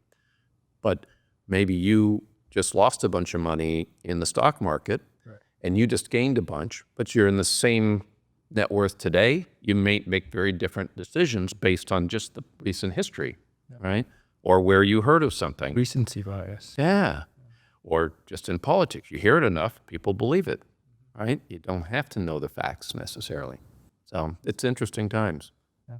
We would love to talk about your work right now at Wisp Energy, but before that, we do have a segment that we do with every guest to, you know, break up the interview a little bit. It's this or that. So we provide you with two options, and this is these topics are regarding like the inventor mindset. Okay. And what will you do, what you choose, and yeah, from your perspective, maybe You didn't warn me educate. about this. This is Yeah. a trap, isn't it? No, no, no. This is a little fun to like Okay. spruce up the time. Give a it little to bit. me. Would you get a patent first, or do you do prototypes first? Prototypes first. Okay. Why? Just a brief explanation. Prototype doesn't have to be public. Okay. And I'd want to know that it functioned. I guess it depends on the invention, but I always make a prototype first if it's a physical thing, or I talk to experts or potential clients or customers first before spending the money and the commitment of going to a patent. Okay. Ideas inspired by problems or ideas inspired by possibilities? Ooh, that's a good question. I think I lean towards possibilities more. Just thinking forward into the future. Yeah, because problems will emerge if there's a solution, right? Do you typically like to work with eureka moments, like spurts, peaks of inspiration, or persistent progress? I wish I worked more on eureka moments. What I think is that the reason that I've got a lot of inventions and patents is not because I've had eureka moments or that I'm smarter than anybody knows. I just get obsessed with it. When there's a challenge, I can't stop thinking about it. I'll wake up in the middle of the night and obsess about it. So I just enjoy the act of trying to solve a puzzle. And sometimes that somewhat eureka moment comes from I keep thinking over here, and then I back myself up and I say, what's the essence of the problem? What's the full environment or group of things that might apply to this? And that's where I get kind of excited about innovation. It's like I'm not really creating something new. I'm just connecting a new dot, right? I see. Do you like to fail fast or perfect slowly? We'll fail fast. Fail fast. Yeah. Let's get on to next. Yeah, I'm idea. good at failing. Do you like to solve for global challenges similar to BP, or improve on your daily life? Global challenges. Yeah. Yeah. Big picture. Yeah. My wife's father is an engineer from the Ukraine originally. And I told him my big challenge that I want to solve, and he goes, "Good luck." It's nuclear fusion, unlimited energy source. That challenge, I think, solving that will change the world in a positive way more than anything else that somebody could solve, because energy provides just about everything, right? Food is a bundle of energy. Your technology is a bundle of energy. Right? Housing's a bundle of energy. Air conditioning, heating, transportation. You get free, non-polluting green energy. You've solved 5 or 6 global challenges all at the same time. So when they crack that one, well, let's rephrase that. When I crack that one, it will change the world for the better. And when you ideate, do you like to sketch and visualize? Are you a visual person, or do you like to talk and debate it with somebody? Sketch and visualize. This is why some of my mechanical devices I've been able to invent. I do have a talent for seeing things working in my head, so I can see combinations of gears or levers or things. I think that's one of my talents that's different. Yeah, I guess so. And a lot of engineers that I met couldn't do that. That's why I had to make a working prototype. Oh, that wouldn't work that way. But I can usually think of it in my head, but it's just obsessing about it for long enough. And finally, you're going to be running for governor. Do you enjoy Florida beaches, or taking a walk in the Everglades National Parks?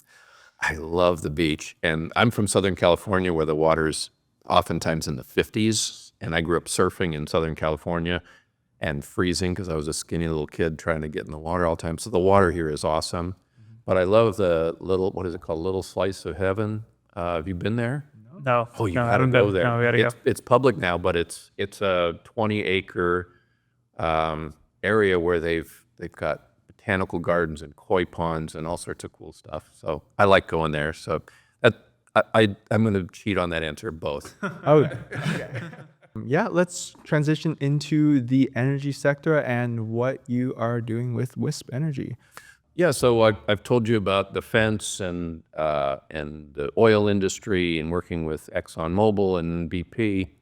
And I also told you about my obsession about nuclear fusion, which right now I don't have the resources to pursue. But I wanted to try to do something that would have a global impact, that would solve a big problem. And so I started looking at the issues in the wind energy sector.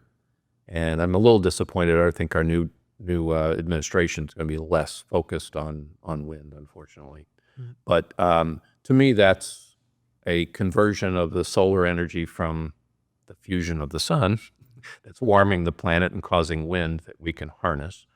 I saw an industry that has kind of capped out. They've gotten to about 23 or 24% efficiency on wind turbines.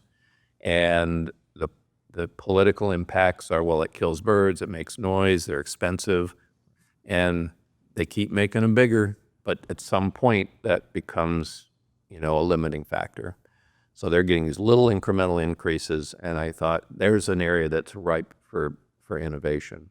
So that's what made me interested in that sector. And it was just another puzzle to solve, right? Why is it that they're only 23, 24% efficient, right? And I looked at other wind machines, America's Cup racing yacht, okay? I started reading up on those. Well, those are supposedly up to 85% efficient. Why is a racing sailboat 85% efficient and a wind turbine is only 23, 24%? So that was that connection, right? That's just connecting dots. Why is that the case? Well, if you look at a traditional wind turbine, it's like a propeller, right? You see those big propellers turning. Well, first off, they look like they're turning very slow. Did you know the tips of those go about 200 kilometers an hour? Oh, I did not know that, no. They kill birds, right? A bird that can't even see that coming, right? That's why they make so much noise. They make vibration, so they keep them away from people. That's why they have to be so expensive to build, right? And they have to have these big beefy towers that go up. So you've got this big propeller in the sky. Well, the whole center of that is just a hub with these thick blades beginning. That's just a drag on the system, right? And the speed of those blades varies. The farther you go out, the faster it's going. Well, that changes the aerodynamics of the device. So I looked at that and I said, well, why don't we cut out the middle hub and flatten this out so that the path that they're taking, now I've gotten rid of the part that's just a drag. And if I make those blades more like a sail on a sailing vessel and let it go in a straight line as opposed to spinning around a hub, now I've got something different. So I figured out a mechanism that would create, I call it a dual axis. Instead of one axis, I've got more than one. That allows these sails to almost act like a sailing vessel. And now I can bring it closer down. It's perfect for offshore. Is the vessel floating? Yeah. Floating. Yeah. So now I've pivoted to offshore, where instead of having a big concrete foundation where we're disrupting the ecology and building these big wind turbines, I can now put a flotation system in place, tether it to the bottom of the sea in deep water now. I don't have to stay shallow. I can tether it to the ocean floor with some cables. That doesn't disrupt anything. Have you ever seen a sailboat kill a bird? Nearby. So these will travel in a much more fluid, graceful path instead of a propeller chopping through the air. Be less expensive because I don't have to have a flotation system that supports something going literally 100 meters in the air, right? So that was the innovation behind it. So why specifically do you think wind energy is so controversial? Like, it's an issue. It is an issue of importance, but it's not to the magnitude that I think it's been blown up in. It was referenced in the presidential debate between Biden and Trump in New Jersey. It was a massive issue to the point that the company, it was an overseas company, it got canceled. Yep. And I'm just curious, if you were to boil it down to one or two issues, why is wind energy so controversial? It's sad to me because I think that there's some technology and innovations that get squashed because of this sort of effect that happens out there. Do you know what the safest form of energy is? It's killed less lives per kilowatt hour that it generates than any other. Nuclear. Yeah. What has the biggest political opposition? Nuclear. Yeah. Right? It's safer than wind. It's safer than solar. It's safer than coal. It's safer than oil and gas. But it gets this stigma, and people turn against it. And we've shut down. In California, when I was growing up, there was the San Onofre nuclear power plant. Right? We drive through Camp Pendleton. There's the 2 big concrete domes out there. They shut it down. Right? What a shame. Right? That's why you're seeing all these AI companies are backing or buying up nuclear plants just to fuel up the processing power. Yeah. And whatnot. Well, and nuclear fusion is one potential solution. Thorium is something that they've now got the first thorium reactors in China, and I think Germany. Thorium is something like 100 times more prevalent in the soil. And have you seen the analogy? They show a guy holding a metal ball like that would fit in your hand, smaller than like about the size of a ping pong ball. He says this ball of thorium would power your life, every part of your life, for your entire life. Oh, wow. That's it, right? And thorium doesn't have the potential for a runaway reaction like we get with traditional uranium power plants. It automatically shuts down. The reason we didn't pursue thorium back in the 30s and 40s is because it doesn't have military implications. So we developed the nuclear bombs based on uranium because we could use it for nuclear weapons, and those were developed at the same time. Thorium, I think, is a good solution. Do you know if there's any thorium progress in the United States currently? Not that I know of. I know there's a working thorium reactor in China and one somewhere in Europe. But I think we need something, maybe that's the solution to the problem, is to say, well, this is different now. Because I really think that our current nuclear reactors became pretty darn safe. And yes, we've had a few scares, but I think they've improved on the safety measures. But the problem with uranium reactors is that if they stop the cooling process, there's a runaway reaction. Right. And with a thorium, they'll use a liquid salt, sodium, that once it stops working, if you lose power, if there's something that happens, it freezes and shuts down the process. So, Do you know how much energy in comparison thorium has in comparison to uranium? it's a similar amount of energy that comes out of it, but it's a less volatile waste product, and it doesn't have the runaway, and it's more common in the soil, so you can get more of it out there. I remember my dad when I was a kid, he was to me, the invention of the nuclear bomb, to me, was the most amazing invention ever done. To me, if you can imagine being back 150 years ago and somebody telling you that a little piece of matter, an atom, smaller than we'll ever see, has enough energy in it to blow up a city, you'd say that's crazy, right? But the fact that Albert Einstein speculated energy equals mc squared, E equals mc squared, and that they then proved it out by doing tests in the desert of Arizona and then used it in a war, obviously that's tragic. But I remember my dad saying, Scott, do you know how much matter, how many atoms were destroyed when the bombs were dropped in Japan? I said, no. He said, 7 atoms. And look at so the amount of energy in an atom is astounding.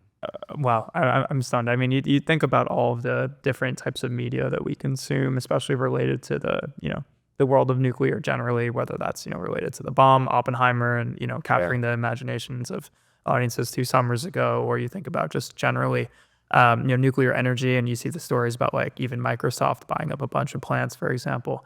I mean, I think that nuclear generally, we were talking before about cultural changes with regards to American dynamism and defense tech, and how the tech industry now has moved on to being completely cool with getting back to its roots, basically, which was, supporting the, sometimes there's a negative connotation with the word military-industrial complex, but that's what it is. Yeah. So they're comfortable with getting back to that, right?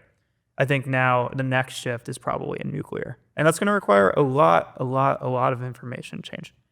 People are going to have to realize, though, that clean energy is part of energy independence.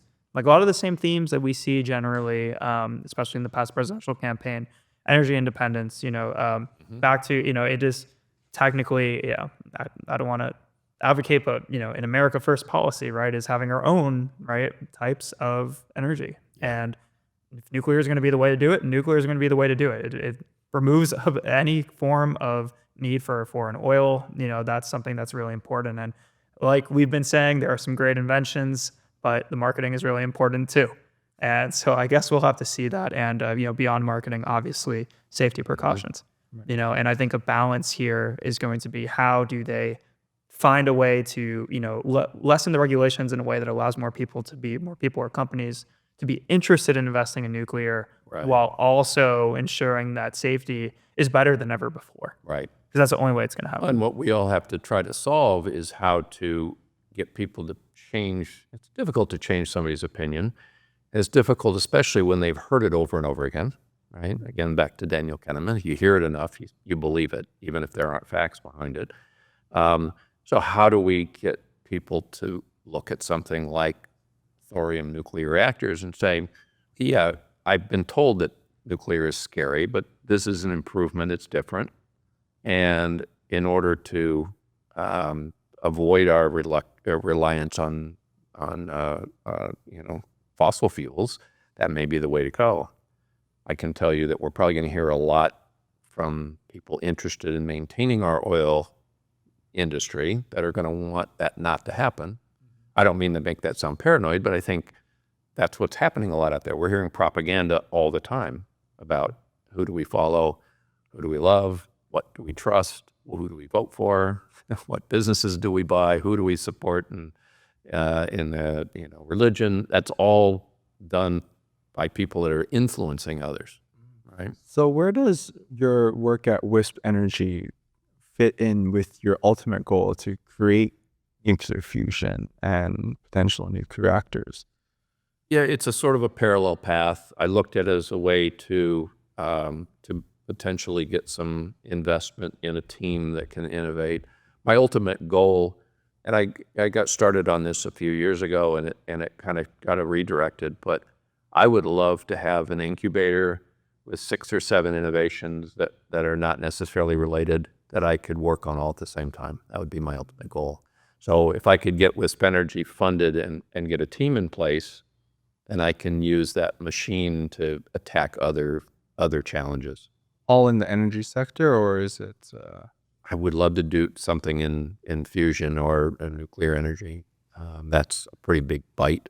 To again quote my father-in-law, it's like, yeah, good luck. And then there's a little room on the side for the candle. Within the incubator, it's lit by the candles. That's right. There you go. I like it.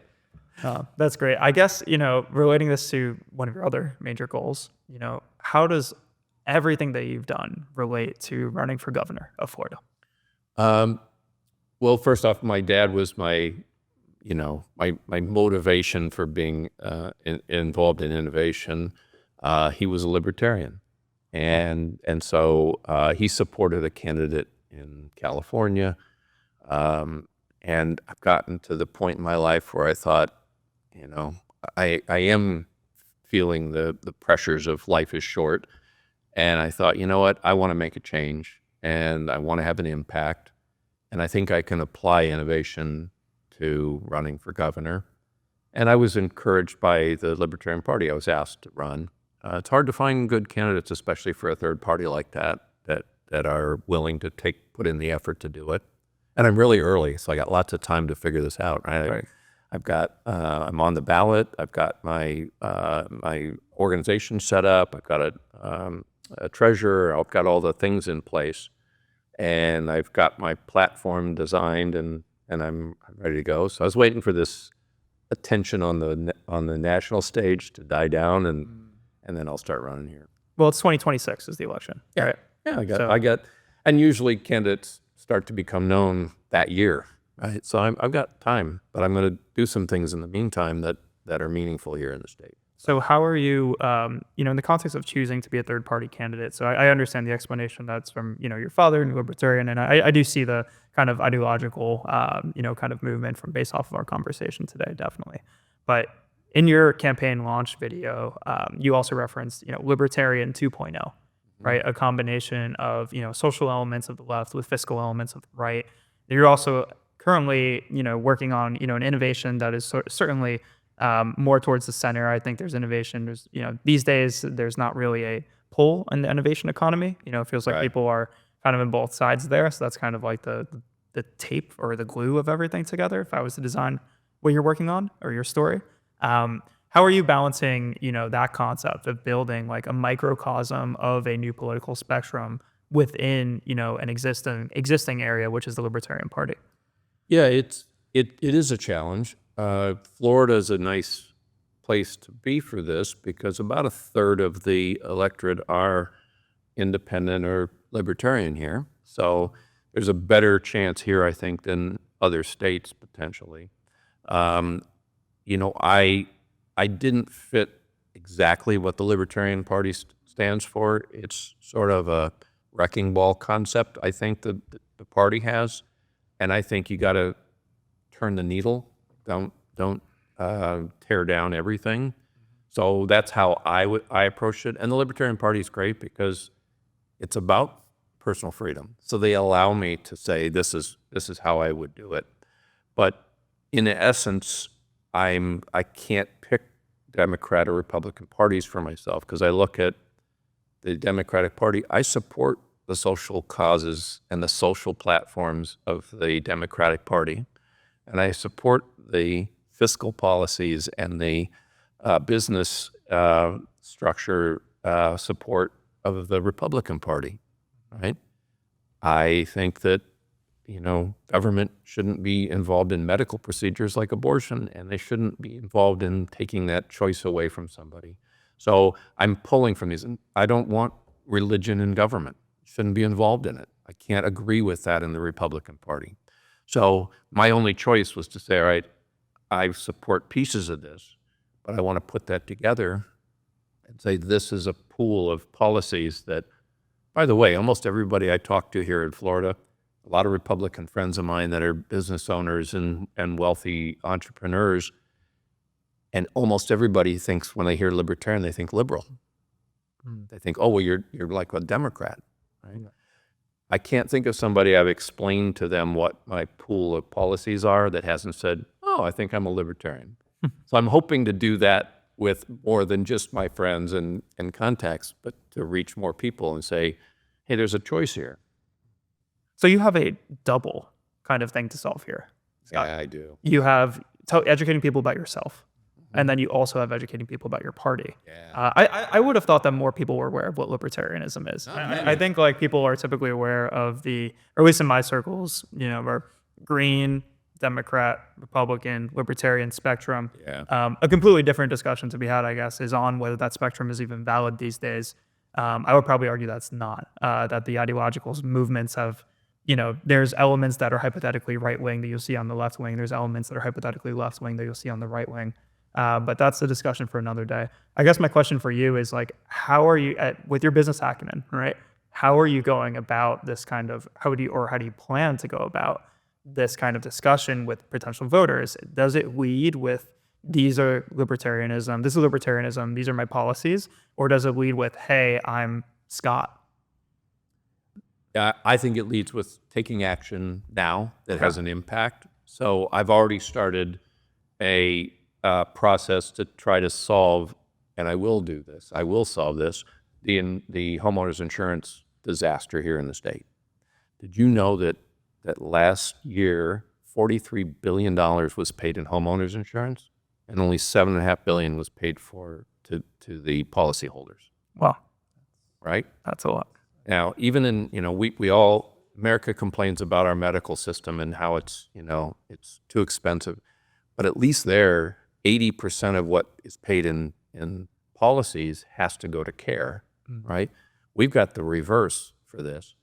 I bought a house here in Florida. I moved from California. I bought a house 5 years ago. My wind insurance was $4,200 a year the first year. It's now over $14,000. It's tripled. Okay. I've got an advisor on my campaign who's an insurance expert. And I walked into this I had to learn, right? I told you I walk into things ignorant and I have to learn what's going on. I thought it was the insurance companies to blame. It's not the insurance companies. You don't think they'd love to write $43 billion worth of policies, right? It's the regulators, it's the system, it's you know where the money's going? Litigation, attorneys, adjusters, contractors, not to the homeowners. And so if you're thinking about this from like a policy standpoint, or from your campaign, are you thinking about, okay, that you're going to have this policy argument be like the central focus that is going to be in your marketing, and then, okay, they get hooked onto, okay, this is a policy that needs changing, right? It needs updating. People are going to save money. They're overspending. There's some corporate greed elements. That's great. Here's how I'm going to come in, and then they learn about you afterwards. Well, I'm hoping to do this in reverse of what most politicians do, and that is to come at it and say, I'm going to fix it now. And then I'll have my resume will include, hey, look what I did for you. I've solved this issue. So I've written a bill for the legislature here in the state. I've got a legal attack lined up to say, look, this is contrary to contract law. Our common law says if you sign an agreement, you have to understand what you're agreeing to. When I signed my mortgage, I didn't agree to an unlimited increase in my insurance requirements, right? So I think there's three different ways to attack this issue. I want to solve it as a citizen, not as governor, or have enough momentum that people trust I'm really going to make a difference in this. And it's a human problem. This is all decisions people have made, right? This isn't trying to crack the atom. This is people have decided this is the way it's supposed to be, and insurance companies have fled the state because they can't make any money here. Isn't that ironic? Right. And we're paying triple the fees now than we were a few years ago. And, a lot of people move here because they want to retire here and they've got a fixed income. People are losing their livelihoods, losing their homes because of this. So I don't think anybody can disagree that's a problem that needs to be solved. So what are your initial steps to get the word out about solving this problem and how you're doing it? Well, first off, I've got on my calendar to go to Tallahassee and start attending sessions and learning about this. As I said, I've written a draft bill. I've got it being reviewed now that I want to present to the legislature and say this needs to change, right? This needs to change at the regulation standpoint. I think, I forget which hurricane it was, about 13 years ago, we had about 20,000 homes damaged in southwestern Florida. With what we paid last year in premiums, we could have built 30,000 homes from scratch, including buying the land. So why are we doing this? That's the sort of thing that keeps me up at night. It's like, why are we allowing this to happen? But there's a lot of people that are feeding off of this. Law firms and adjusters and politicians are afraid to disrupt that. I don't have to be afraid of anything. I'm not supporting myself on a re-election tour here. I'm saying I'm going to do something different. And so it feels like, this is a policy perhaps that could be uniquely addressed because of the fact that you're a third-party candidate, that maybe like there aren't, an entrenched kind of interests that are, aligned with your party, and then you really don't have anybody that you would be upsetting, Right. by doing that. I guess thinking about that generally, what are your thoughts on third parties generally in this country, beyond Florida? Do you think that third parties hold more or less of a chance moving forward? I think there's a little bit of a shift happening. Florida is not a good example of that. We have closed primaries. So anybody that's going to have an opportunity to vote for me will have already voted for somebody else in the primary if they're not registered as libertarian, right? A Democrat has to vote for a Democrat during the primaries. And the two parties don't want that changed, right? They want you to stay aligned with those two parties. We have a two-party system in the United States, and that's going to require some changes in either mindset or the structure of elections, right?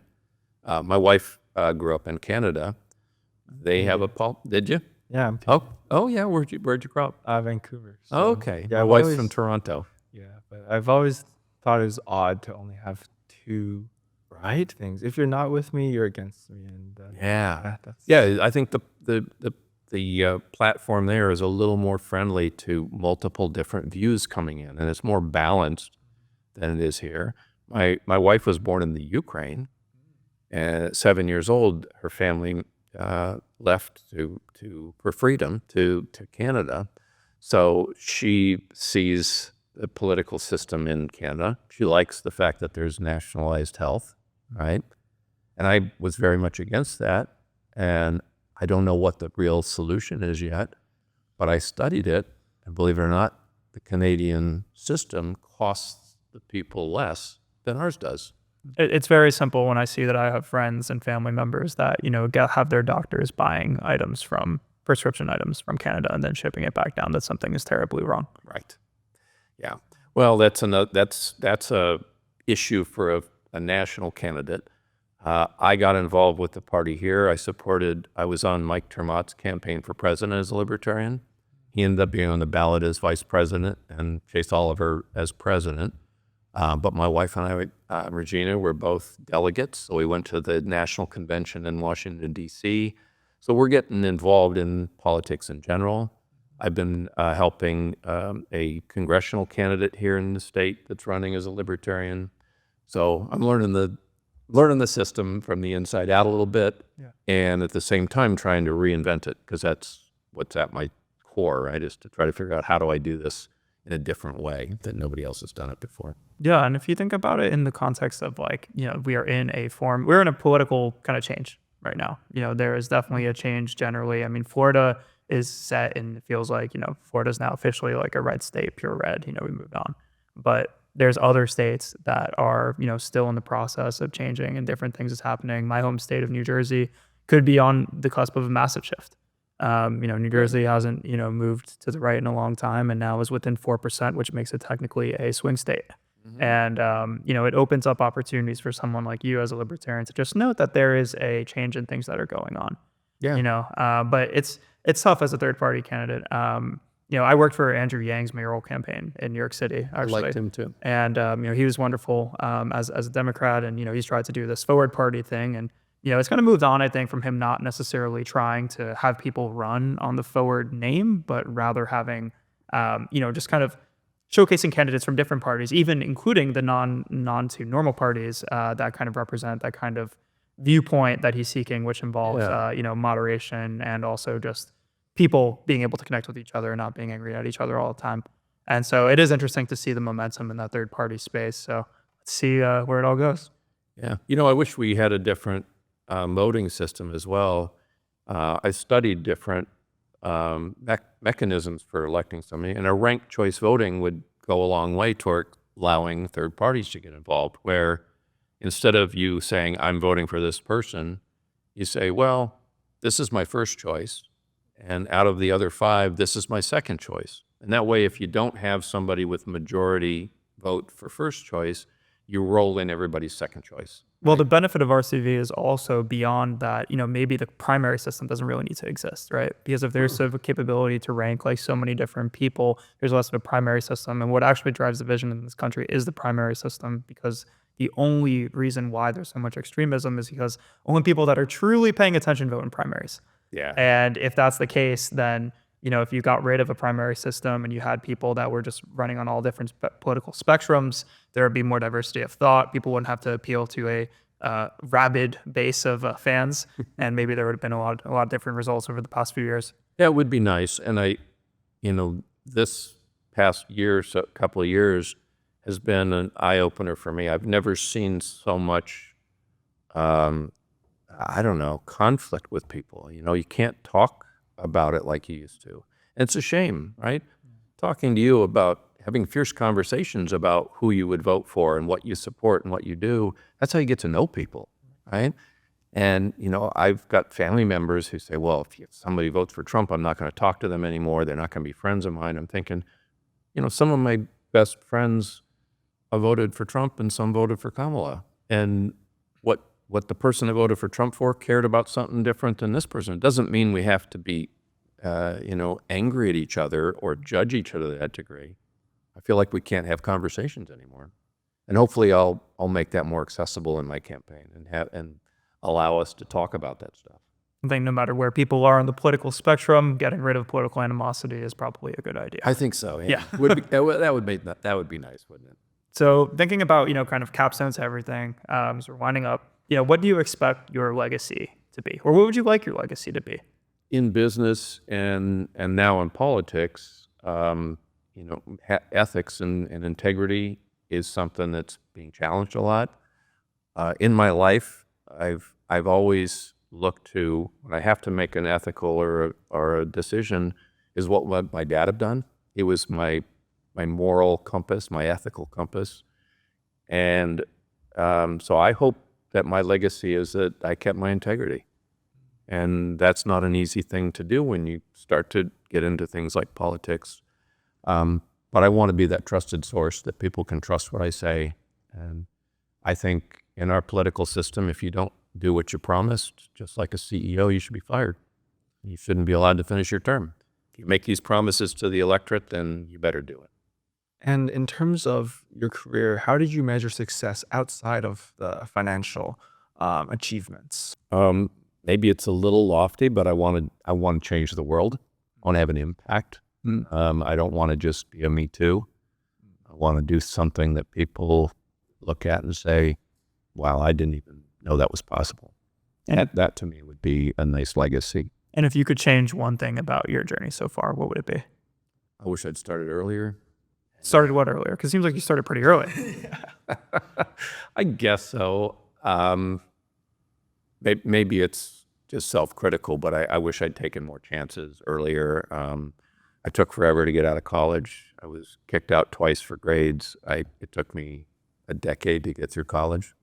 I got an MBA in the end, but I got kicked out and went back to junior college and started as an art major, moved to business. I wish I'd studied a science. I wish I'd done physics and engineering instead of business, to be honest with you.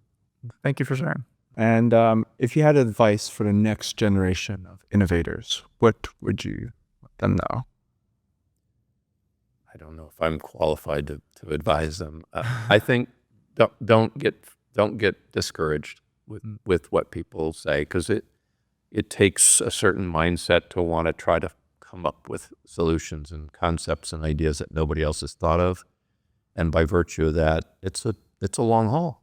You're not following the path of others, and that's a different path, and it's a struggle. There's a lot of challenges there, and you're often walking down roads that nobody else wants to walk on, and that doesn't always have money attached to it. So it can be a financial struggle. And finally, if what's next for Scott? Do you want to shout out anybody? Anyone to plug? Well, Governor Scott will solve nuclear fusion. How's that? How's that for a legacy? And where can people learn more about, follow your journey, learn more about you, your campaign? ScottJewett.com is my website, so they can learn about my campaign there. And I will connect that to all the fun things that I'm doing, and I hope people vote for me and give me a chance. All right, Scott. Well, thank you so much for your time today. This was an incredible conversation. We hit on so many different things: the mindset of an inventor, all of your different business experiences, politics. I mean, you're a Renaissance man for the modern age, certainly, and we really appreciate your time today. Thank you so much. Well, thank you. That's one of the nicest compliments I've had, and it was a pleasure being here. Thank you.